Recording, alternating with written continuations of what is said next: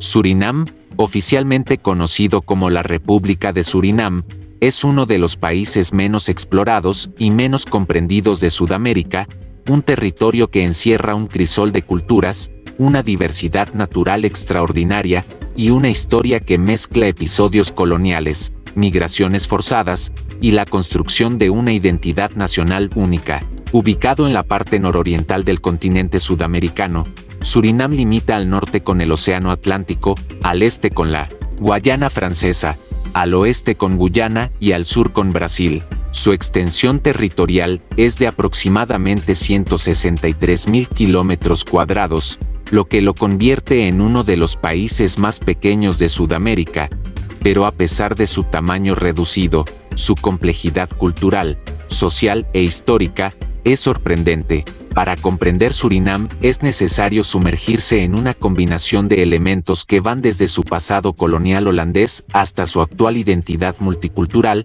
que se refleja en su población, en sus idiomas, en sus religiones, en su gastronomía y en sus festividades. La población de Surinam ronda los 600.000 habitantes, y una de sus características más llamativas es su diversidad étnica. En el territorio conviven descendientes de africanos, indios, javaneses, indígenas, europeos, chinos y otros grupos que llegaron en diferentes momentos de la historia. Esto hace que Surinam sea considerado uno de los países más diversos culturalmente en el continente. Un ejemplo de esta diversidad se puede ver en la capital, Paramaribo, una ciudad donde es posible encontrar una mezquita y una sinagoga judía compartiendo la misma calle, o templos hindúes situados a poca distancia de iglesias cristianas. Esta convivencia, a pesar de las tensiones históricas, ha generado un ambiente donde múltiples tradiciones religiosas y culturales coexisten en un espacio relativamente pequeño.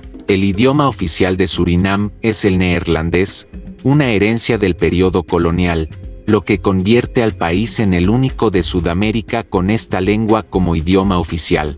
Sin embargo, en las calles de Paramaribo y en las zonas rurales se escuchan múltiples lenguas, como el Sranantongo, una lengua criolla basada en el inglés, el neerlandés, el portugués y lenguas africanas, que funciona como una especie de lengua franca entre grupos étnicos. También se hablan ampliamente el hindi surinamés, el javanés y lenguas indígenas. Esta multiplicidad lingüística refleja no solo la diversidad cultural, sino también la forma en que diferentes comunidades mantienen sus identidades vivas. La historia de Surinam es clave para entender cómo se conformó esta diversidad.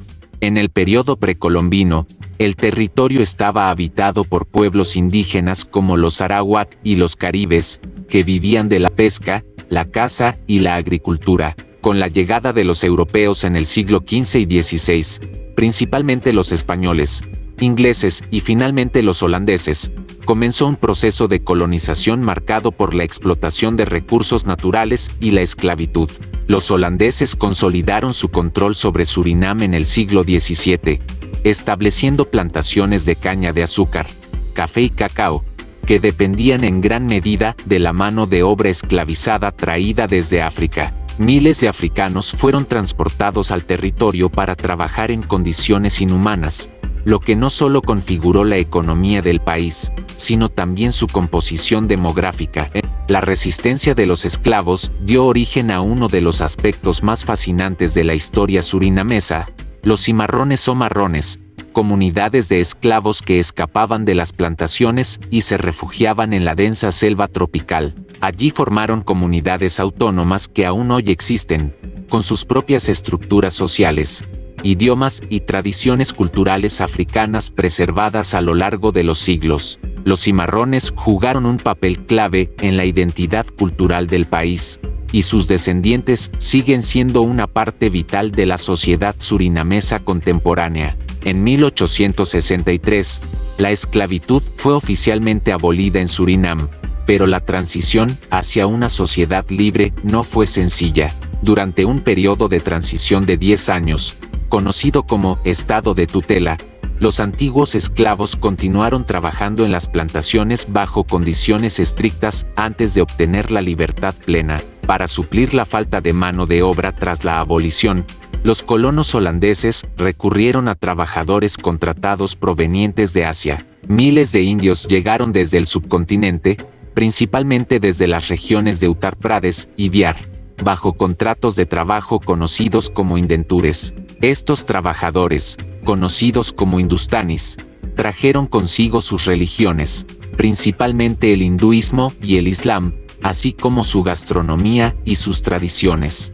Posteriormente, también llegaron javaneses desde Indonesia, otra colonia neerlandesa, que sumaron a la diversidad cultural del país. Esta política de importación de mano de obra contratada explica en gran parte la compleja composición étnica actual de Surinam. Lo que para los colonizadores fue una forma de sostener la economía, terminó convirtiéndose en uno de los rasgos distintivos de la identidad nacional. El camino hacia la independencia fue largo y complejo. Durante siglos, Surinam permaneció bajo control holandés, aunque existieron movimientos nacionalistas y demandas de mayor autonomía en el siglo XX. Finalmente, el 25 de noviembre de 1975, Surinam se convirtió en un país independiente, aunque mantuvo estrechos vínculos con los Países Bajos. La independencia estuvo marcada por una emigración masiva hacia los Países Bajos, ya que muchos surinameses temían inestabilidad política y económica. De hecho, hasta hoy existe una diáspora surinamesa muy grande en los Países Bajos, con una influencia notable en la cultura neerlandesa. La independencia trajo consigo desafíos políticos.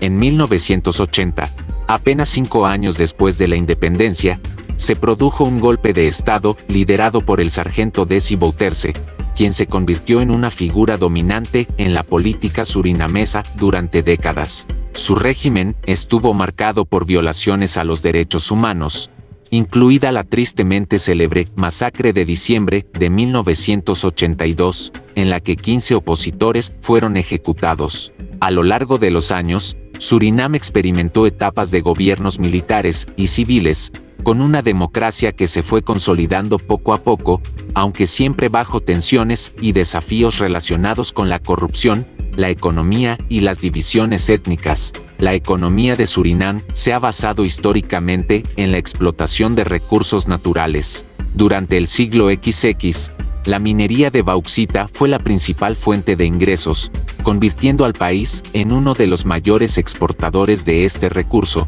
esencial para la producción de aluminio. Sin embargo, la caída de los precios y el agotamiento de algunas reservas redujeron la importancia de la bauxita. En la actualidad, la economía depende en gran medida de la explotación de oro y petróleo, recursos que representan una parte significativa de sus exportaciones e ingresos fiscales. La minería ilegal de oro en zonas amazónicas también ha generado conflictos ambientales y sociales, especialmente con comunidades indígenas y cimarronas, que ven amenazados sus territorios y modos de vida. Más allá de la minería, Surinam cuenta con un potencial agrícola considerable, con cultivos de arroz, banano y otros productos, aunque su desarrollo ha sido limitado. El turismo, aunque incipiente, también es una actividad en crecimiento, especialmente el ecoturismo enfocado en su vasta selva tropical, que cubre alrededor del 93% del territorio. Surinam forma parte de la región del Escudo Guayanés, una de las zonas con mayor biodiversidad del planeta, con ríos caudalosos, montañas y una selva prácticamente virgen que atrae a aventureros y científicos de todo el mundo. En 2000, la UNESCO declaró el Parque Natural Central de Surinam como Patrimonio de la Humanidad, un área protegida de más de 1,5 millones de hectáreas. Paramaribo, la capital del país, es el centro político, económico y cultural. Situada a orillas del río Surinam, Paramaribo es una ciudad que refleja en su arquitectura y en su vida cotidiana la herencia colonial neerlandesa y la diversidad cultural del país. Su centro histórico fue declarado Patrimonio de la Humanidad por la UNESCO en 2002 debido a su arquitectura colonial de madera bien conservada, con edificios que combinan estilos europeos con adaptaciones locales. Las casas coloniales pintadas de blanco con contraventanas verdes son una característica icónica de la ciudad. La vida urbana de Paramaribo es un reflejo de la convivencia cultural. Mercados donde se venden especias indias, platos javaneses, música criolla y celebraciones religiosas de múltiples credos que forman parte de la cotidianidad. La gastronomía surinamesa es otro de los aspectos que refleja esta mezcla cultural.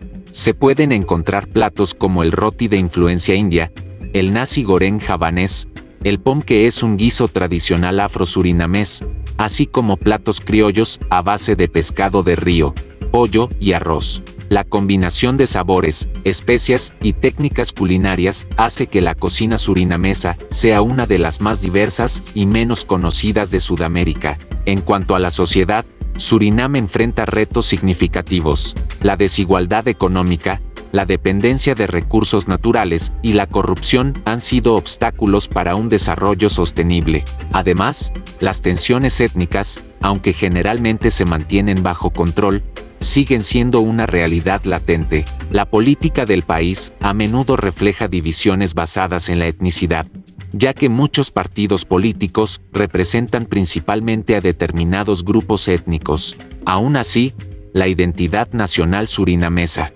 se ha ido consolidando poco a poco, basada en el orgullo por la diversidad cultural, el patrimonio natural y la resiliencia histórica. Un aspecto poco conocido de Surinam es su papel en la cooperación regional. Aunque es un país sudamericano, culturalmente se vincula mucho más con el Caribe.